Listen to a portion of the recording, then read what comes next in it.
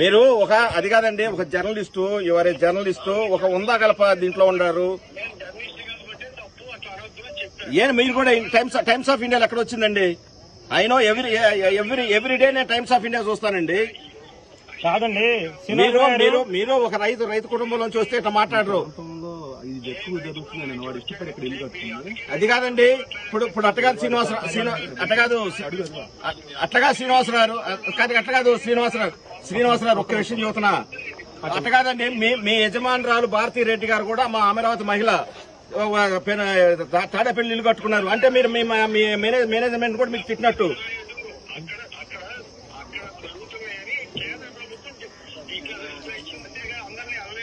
ఎవరు మీరు అతను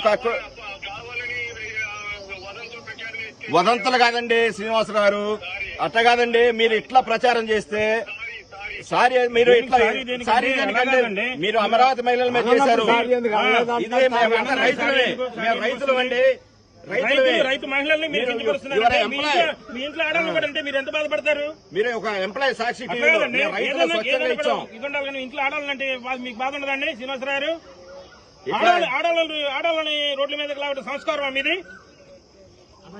శ్రీనివాసరావు గారు, మీరు ఎన్ని సంవత్సరాలు జర్నలిజంలో ఉండారు, ఆడాలని రోడ్ల మీద వెళ్ళాల్సిన మీ సంస్కారం అది, మీ సంస్కారం చెప్పండి. అది ఇది పద్ధతి కలే శ్రీనివాస గారు. మీరు అది కాదండి, ఒక జర్నలిస్టు, ఎవరే జర్నలిస్టు, ఒక ఉందా గలప దీంట్లో ఉన్నారు. మీరు కూడా టైమ్స్ ఆఫ్ ఇండియాలో ఎక్కడ వచ్చిందండి? అయినో ఎవ్రీ డే నేను టైమ్స్ ఆఫ్ ఇండియా చూస్తానండి. కాదండి, మీరు ఒక రైతు కుటుంబంలోంచి వస్తే ఇట్లా మాట్లాడరు. అది కాదండి, ఇప్పుడు అట్టగాదు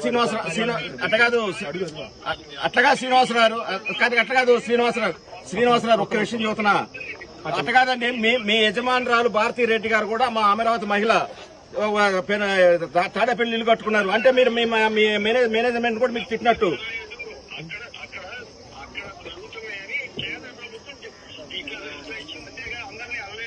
ఎవరు మీరు అతను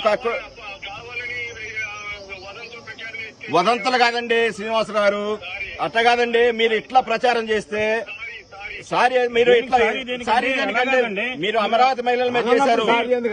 ఇదే రైతులు అండి, రైతు మహిళల్ని మీ ఇంట్లో ఆడాలని కూడా అంటే మీరు ఎంత బాధపడతారు?